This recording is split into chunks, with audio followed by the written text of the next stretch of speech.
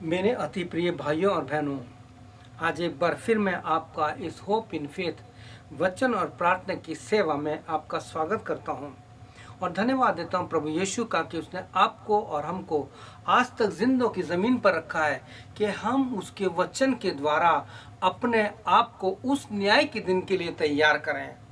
प्रभु यीशु हमसे क्या चाहता है, हमारे जीवन से क्या चाहता है। प्रिय भाई बहनों, प्रभु यीशु को आपसे कुछ नहीं चाहिए, क्योंकि भजन 50 कहता है कि सब कुछ संसार में जो कुछ है वो सब परमेश्वर का है। वो आपको और मुझको, हमारे जीवन को चाहता है, क्योंकि ये जीवन जो है ना, वो प्रभु यीशु का है, परमेश्वर का है, जिसने हमें दिया है। तो आइए इस जीवन को हम कैसे प्रभु के न्याय के दिन के लिए तैयार कर सकते हैं। जो आज का माहौल है, समय संसार, पूरा संसार जो है एक बड़ी समस्याओं से होके गुजर रहा है। आर्थिक नीति, सामाजिक नीति, राजनीतिक नीति और धार्मिक नीति, सब कुछ बर्बाद होता जा रहा है। तो ऐसे में हम क्या करें प्रिय भाई बहनों? ऐसे में आइए हम प्रार्थना करते हैं और प्रभु यीशु मसीह आज आपको और मुझको और हम सबको क्या सिखाना चाहता है, क्योंकि ये वचन के द्वारा बहुत प्रार्थना की और आज कई समय के बाद मैं फिर से इस वचन को आपके साथ शेयर करना चाहता हूँ, बांटना चाहता हूँ, या प्रचार करना चाहता हूँ, या उसका अध्ययन देना चाहता हूँ।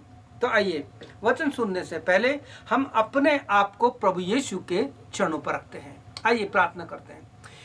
मेरे प्रभु यीशु मसीह, हमारे प्रभु यीशु मसीह, विश्वासियों के प्रभु यीशु मसीह, हम इस समय आपके पास, आपके चरणों पर आए हैं और इब्रानी 4:16 के अनुसार हम तेरे अनुग्रह के सिंहासन पर आकर पवित्र आत्मा के द्वारा इस वचन को जो तूने हमें दिया है समझना चाहते हैं, और उस दिन के लिए जिस दिन हमें तेरे सामने न्याय के लिए खड़ा होना है, अपने आप को तैयार करना चाहते हैं।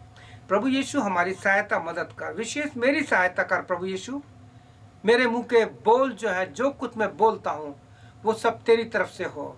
सारी महिमा तुझे देते हैं, प्रार्थना यीशु के नाम से, आमीन।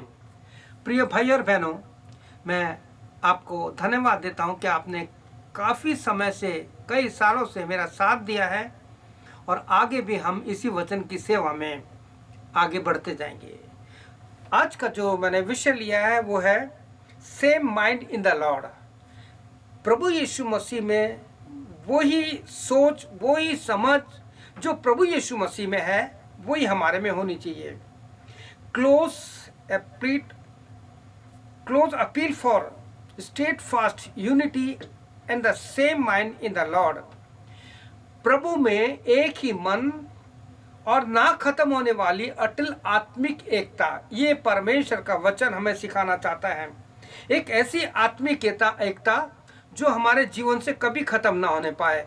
और इसके लिए आज हम प्रभु के वचन से जो वचन पढ़ना चाहते हैं वो फिलिपियों के पत्री, उसका 4 अध्याय, उसका पहला और दूसरा वचन। The epistle of Paul Philippians chapter 4 and verse 1 and 2, जहाँ इस पे लिखा है, इसलिए है मेरे प्रिय भाइयों, जिनमें मेरा जी लगा रहता है, जो मेरे आनंद का मुकुट हो, हे प्रिय भाइयों, प्रभु में इसी प्रकार स्थिर रहो। इस वचन में आपसे और मुझसे प्रभु का दास पौलुस एक निवेदन कर रहा है। कहता है इस बात में, यानी प्रभु में एक ही मन रहो, क्योंकि इससे मुझे बहुत आनंद होता है जब मैं सुनता हूँ। आगे दूसरे वचन में वो कहता है, पौलुस प्रभु का सेवक, मैं यूओदिया को भी समझाता हूँ और सुन्तिके को भी कि वे प्रभु में एक मन रहे हैं। प्रिय भाई बहनों, हम जानते हैं कि आज का समय जो इस समय दुनिया में हो रहा है, उसके अनुसार आज कहीं भी, किसी भी दुनिया के कोने में शांति नहीं है। आप धार्मिक मामले में, आप किसी भी धार्मिक संस्थाओं को, किसी भी बात को उठा के देख लीजिए, कहीं भी शांति नहीं है। लड़ाई झगड़ा, मार पीट, मर्डर, सब कुछ हो रहा है। न्यूज़ में आप सुनते हैं, मैंने भी सुना है। मैं पिछले दिनों जब एक किताब पढ़ रहा था, तो उस किताब को पढ़ते पढ़ते जिस पोर्शन पे पहुंचा, उस लेखक ने इस प्रकार से लिखा, जिसका मैंने अनुवाद करके यहाँ पे इस प्रकार से टाइप किया है। 15 अक्टूबर कई राज्यों में अंतर्राष्ट्रीय संघर्ष समाप्ति का दिन मनाया जाता है।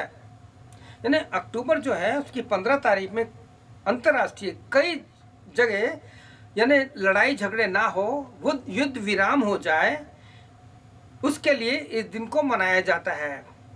इस दिन को मनाने का मुख्य उद्देश्य है कि लोग अपनी आपसी रंजिश, झगड़े, मुकदमे और दुश्मनी के स्थान पर ये सारे बातें छोड़कर उन्हें हल करें और भाईचारे और मेल मिलाप के द्वारा आपसी झगड़े और मुकदमे को समाप्त करें। ये परमेश्वर के दास ने जिसने सर्वे किया था और सर्वे के बाद उसने जो इस चीज़ को डाला है वही मैंने यहाँ से लिया है। और फिर आगे है, हम मसीहों में भी आप जानते हैं कितने झगड़े होते हैं, मुकदमे होते हैं, मन मिटाव होते हैं, परिवारों में, कलीसियाओं में, आपसी रिश्तेदारों में। तो ये सारी बातें जो है उस किताब में जो थी मैंने उससे ये पोर्शन लिया। और जब मैं इस सारी बातों पर मनन कर रहा था तो यहाँ मेरे सामने एक बात आई कि हमें इन सारी बातों को कैसे हल करना है। ऐसी कौन सी बातें जिसके द्वारा हमें शांति मिले, और इन्हें हल करने के लिए ऐसा कौन सा बात है जो प्रभु यीशु मसीह ने और पवित्र शास्त्र बाइबल में नए नियम में कहा गया है। जैसे बाइबल कहती है कि इन झगड़े, मुकदमों और मन मिटाव को अपने यीशु के द्वारा हमें सुलझाना चाहिए, क्योंकि प्रभु यीशु मसीह चाहता है। और जानते हैं कुरिन्थियों की कलीसिया में भी इसी प्रकार के झगड़े थे। आप पढ़िएगा, बाइबल में सब लिखा है।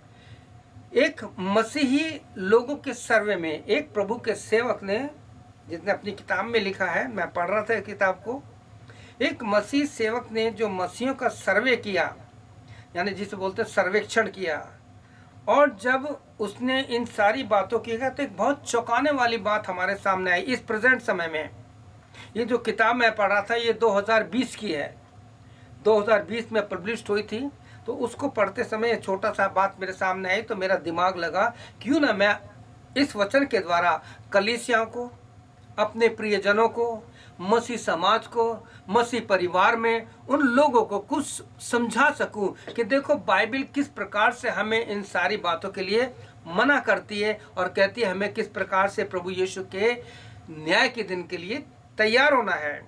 उसने जो सर्वेक्षण में लिखा है वो है, जो चौंकाने वाली बात है वो कि इस प्रकार से है कि इन दिनों मसीह समाज में, कलीसियाओं में, परिवारों में बहुत मन मिटाव है, बहुत झगड़े हैं।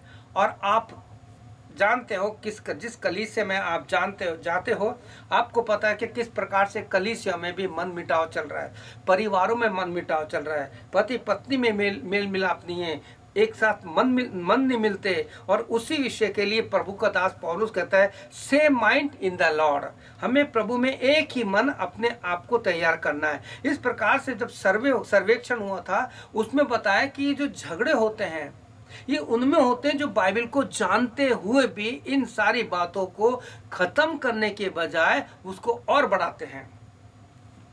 आप सब जानते हैं, बस इतना ही आपके लिए कहना ही बहुत है कि आप जानते हो कि किस प्रकार से कलीसियाओं में, परिवारों में और मसीह समाज में हो रहा है। हमारा जो काम है अपने मसीह समाज को संभालना, हमारा जो काम है अपनी कलीसिया को संभालना, हमारा काम है अपने परिवार को संभालना। अब बहुत सी बात ऐसी हो जाती है, परिवार में भी इतना मन मिटा होता है, समझाने के बाद भी लोग नहीं समझते, सब कुछ जानने के बाद भी। प्रभु यीशु मसीह ने अपने मुंह के शब्दों में यूहन्ना 13 उसके 17 में कहा तुम ये सारी बात जानते हो। ऐसा नहीं है कि तुम्हें बार बार बताया जाए, तुम सब बात जानते हो और फिर भी इस पर नहीं चलते। अगर इसका पालन करते हो तो तुम धन्य हो। तो प्रिय भाई बहनों, आगे बाइबल हमें क्या कहना चाहती है कि हम इससे कैसे नजात पाएं, इन लड़ाई झगड़ों से, मन मिटाव से जो हमारे बीच में दूरियां बढ़ गई हैं, इसको कैसे खत्म करें। मैं आपको बताना चाहता हूं, बाइबल में पौलुस ने योदिया और सुंतके को अपने झगड़े मिटाने की सलाह दी है। पौलुस कह रहा है ऐसा झगड़ा करना ठीक नहीं है, तुम आत्मिक लोग हो। प्रिय भाई बहनों, यहाँ पे हम देखते हैं कि आज के समय में बहुत जरूरी हो गया है कि जो पौलुस हमें समझाना चाहता है, पवित्र शास्त्र बाइबल जो हमें समझाना चाहती है कि वे प्रभु में एक मन रहें, किस प्रकार से प्रभु यीशु का वचन हमसे कहना चाहता है, इसी फिलिपियों की पत्री में, इसी के 2:5 में वो हमें समझाना चाहता है कि जैसा यीशु मसीह की सोच है, जैसा यीशु मसीह का माइंड है, जैसा मसीह का मन है, ऐसा तुम्हारा भी हो। पौलुस में बहुत अच्छी शिक्षा दे रहा है और कहता है कि मैं इनको समझा रहा हूं कि तुम अपने झगड़े छोड़ दीजिए। और ये आज के समय में हमारी कलीसियाओं के लिए, हमारे मसीह समाज के लिए, हमारे परिवार के लिए बहुत ज़रूरी है। अब आप कहते हैं कि भाई क्या करें, परिवार में बहुत से ऐसे लोग होते हैं जो इस बात पर मान लेते नहीं, तो क्या करें? उनके लिए प्रार्थना कीजिए, खामोश हो जाइए, उनके लिए कुछ मत बोलीजिए, क्योंकि प्रभु यीशु मसीह अपना आप ही उनको समझाएगा। और पौलुस यहाँ तक कहता है कि हमें ना केवल इन झगड़ों का अंत करना है, परंतु हमें एक दूसरे की सहायता भी करनी है। पौलुस फिलिपियों की कलीसिया को समझाता है, फिलिपियों के विश्वासियों को समझाता है, कहता है जो कुछ भी करते हो अब तुम सारी बातें छोड़ दो। अगर जिसको आप समझा रहे हो, आपकी पत्नी है या आपका पति है या आपका भाई है या आपकी बहन है या आपका पास्टर है या पास्टर साहब, आपकी कलीसिया में कुछ लोग हैं, आप उन्हें समझाते हैं। अगर नहीं समझाते तो पौलुस कहता है, यहाँ पे पौलुस जो कुछ सिखाना चाहता है वो कहता है कि तुम प्रार्थना करो बस, और उनको समझाओ और इस समस्या को प्रार्थना के द्वारा सॉल्व करो, खत्म करो। क्योंकि फिलिपियों 4:17 में जो पौलुस लिखना चाहता है वो कहता है तब परमेश्वर की शांति, यानी जब आप खामोश हो जाओगे, प्रभु यीशु के चरणों में आकर के इन सारी बातों को समझोगे और समझाओगे, और जब आप बहुत ज्यादा प्रार्थना करोगे तो कहता है तब परमेश्वर की शांति जो समझ से परे है, बिल्कुल परे है, जिसको हम समझ भी नहीं सकते, वे तुम्हारे हृदयों में, तुम्हारे विचारों में मसीह में सुरक्षित रखेगी। होता क्या है कि इन दिनों लोग सारी बातों से इतने टेंशन में हैं, ऐसे टेंशन में लोग समझाना चाहते हैं, ऐसे नहीं। जब इंसान शांत हो जाता है, आप देखिए क्रोधी व्यक्ति को आप समझाएंगे ना, कहीं लड़ाई झगड़ा हो रहा है, वो कभी नहीं समझेगा। आप खामोश हो जाइए उस समय, और ऐसे समय पे प्रभु यीशु के चरणों पर बैठिए और प्रभु यीशु के साथ समय बिताइए, और तो आप देखेंगे जब वो शांत हो जाएगा या हो जाएगी तो ऐसे में आप प्रार्थना के साथ समझाइए। समझ जाता है तो बहुत अच्छा है, नहीं तो उसको उसके हाल पे छोड़ दीजिए। ये है हमारे जीवन में, अगर आप अपनी भी और दूसरों की शांति का ख्याल रखना चाहते हो तो प्रार्थना के साथ इन सारी बातों की कीजिए। मसीह में जो झगड़े, मुकदमे और मन मिटाव और कलीसिया में आपस में टूट फूट हो रही है, उन्हें प्रार्थना और वचन की शिक्षा के द्वारा है, उन्हें हमें संभालना है। प्रिय भाई बहनों, आप जानते हैं कि इस समय किस प्रकार से जो संसार में हो रहा है, उसके द्वारा तो मनुष्य बहुत डिस्टर्ब अब हो चुका है, उसको कुछ समझ में नहीं आ रहा कि मैं क्या करूं। लेकिन प्रभु यीशु मसीह ने ऐसी दशा में पवित्र शास्त्र बाइबल में बहुत सी बातें रखी हैं। प्रभु यीशु का खुद जीवन है, पौलुस का खुद जीवन है। पौलुस के जीवन का अध्ययन कीजिए कि उसने किस प्रकार से दुख पीड़ा में भी जो उसके विरोधी थे उन तक को समझाता था। प्रभु यीशु ने समझाने की कोशिश की फरीसियों को जो इस बात को नहीं मानते थे, अलग अलग तरीके से समझाया। और प्रभु यीशु मसीह आज आपको और हमको, अगर इन सारी चीज़ों को ख़त्म करना है तो प्रभु यीशु की जो पहली सेवा है जो उसने करने के लिए दिए, उसको बड़े प्रार्थना के साथ हमें करना है। आप जानते हैं प्रभु यीशु मसीह ने जो पहली सेवा दी वो क्या है? वो है मेल मिलाप की, द मिनिस्ट्री ऑफ रिकंसिलेशन। मेल मिलाप की सेवा प्रभु ने दी है, और इसको पौलुस आगे बढ़ाते हुए 2 कुरिन्थियों उसके 5:18 में कहता है कि और परमेश्वर ने मसीह में होकर के संसार का हमसे मेल मिलाप कर दिया, और कहता है हमें मेल मिलाप की सेवा और मेल मिलाप का परमेश्वर का वचन सौंप दिया है।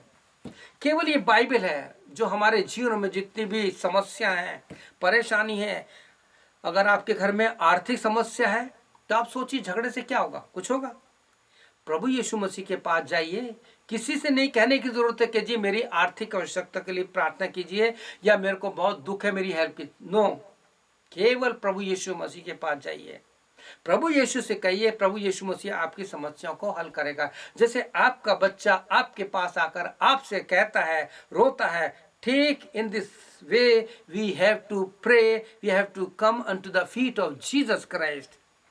और जब ऐसा होगा तो प्रभु यीशु मसीह आपके द्वारा अलग से काम कर देगा। नीति वचन ने इस प्रकार से लिखा है, जब किसी का जीवन प्रभु को भाता है तो वो सबके साथ उसका मेल मिलाप करा देता है। कितनी सुंदर बात है। पौलुस इस वचन के द्वारा हमें बताना चाहता है कि अगर इन सारी बातों में हमें बढ़ना है तो कुछ वो लिस्ट देता है, कुछ बातें देता है कि अगर हम उसको करेंगे तो हमारा जीवन और हमारे साथ रहने वालों का जीवन और जो हमारे संगति में आएंगे उन सब के जीवन आनंद में हो जाएंगे। आप जानते पौलुस क्या कहता है फिलिपियों उसका 4 अध्याय का 8 वचन। मैं फिलिपियों की पत्री से आपको समझा रहा हूं कि किस प्रकार से पौलुस ने उस समय जो समस्याएं थी, परेशानी थी, वही समस्या आज परिवारों में, वही समस्या आज मसीह समाज में है, वही समस्या आज कलीसियों में भी है।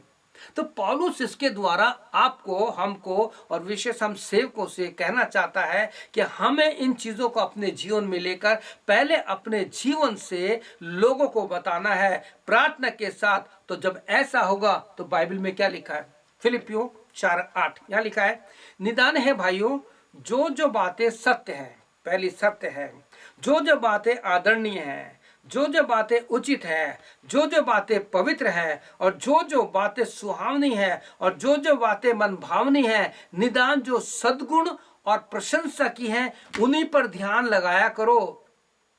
प्रिय भाई बहनों, जब ऐसा होगा ना, मैं बताता हूं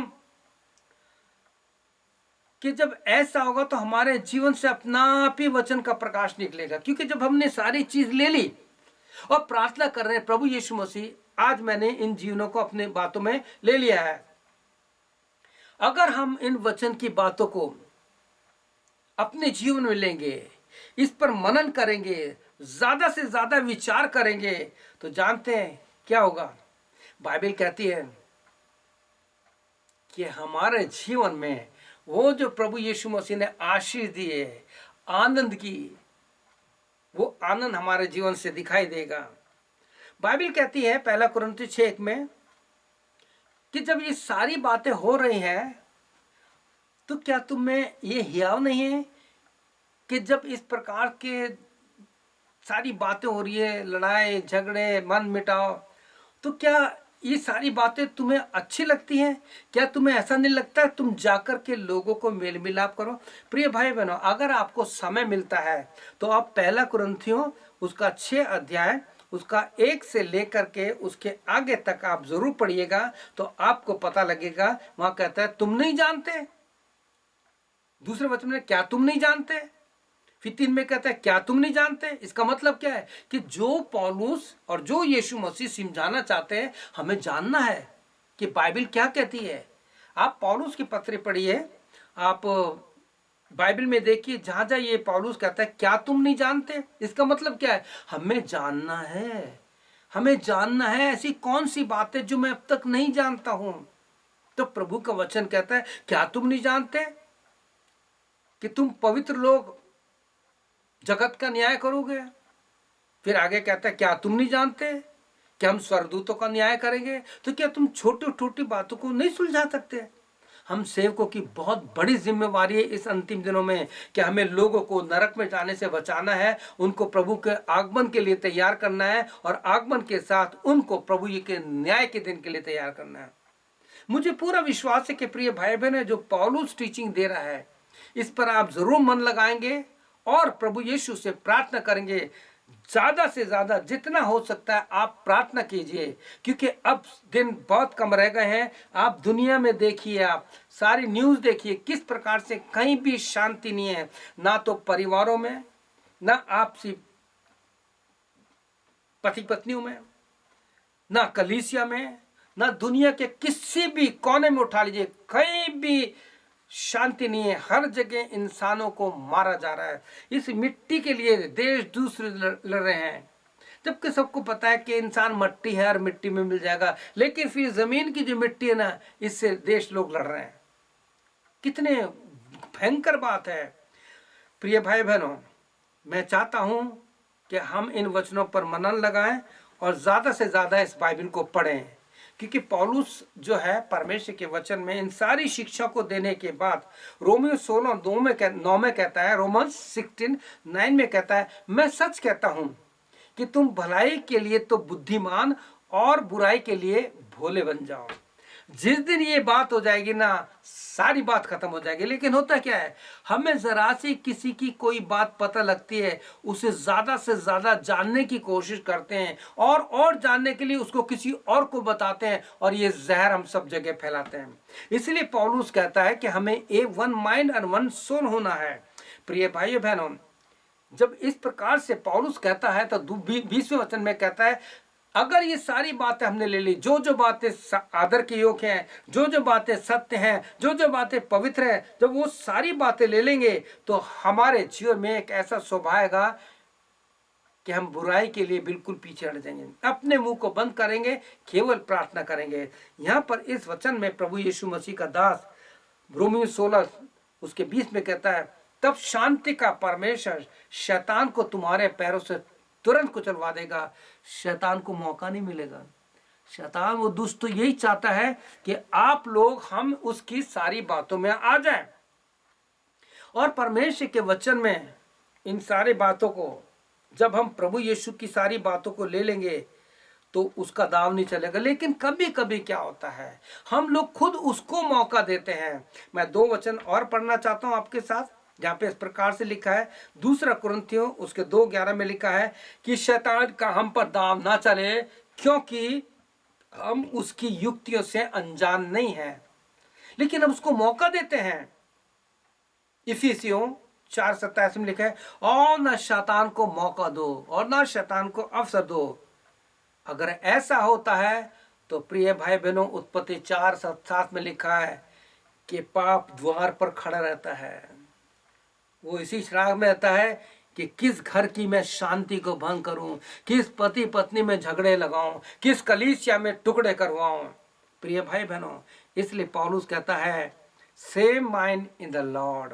हम में एक ही आत्मा होनी चाहिए, प्रभु में एक ही मन, और ना खत्म होने वाली अटल आत्मिक एकता का हमें प्रयास करना है।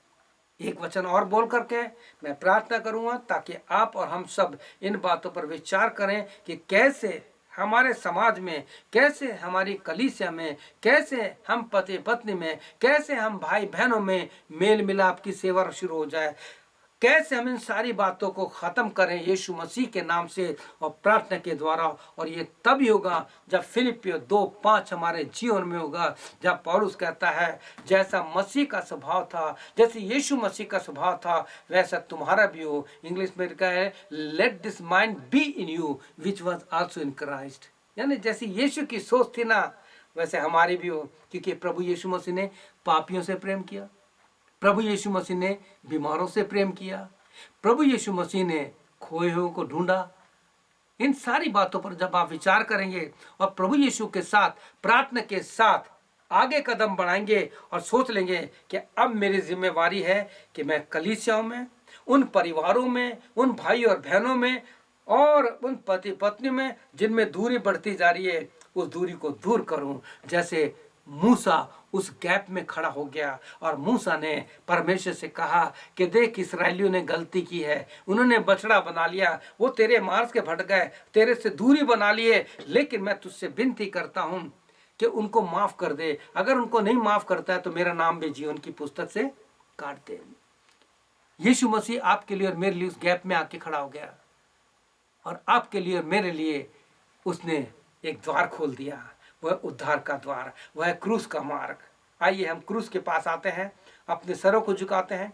अगर आपके परिवार में, आप पति पत्नी में, बहन भाइयों में, आपके समाज में अगर ये सारी तकलीफ है, तो आइए हम प्रार्थना के साथ इन सब को दूर करते हैं और छोटी सी प्रार्थना करते हैं।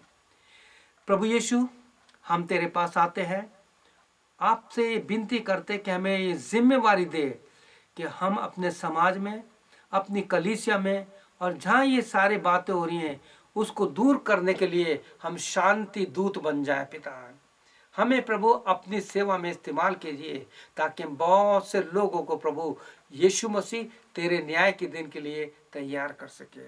सारी महिमा तुझे देते हैं। प्रार्थना यीशु के नाम से मांगते हैं, आमीन। प्रिय भाई बहनों, प्रभु यीशु आपको बहुत आशीष दे, आपकी सहायता करे। आमीन और फिर आमीन। May God bless you.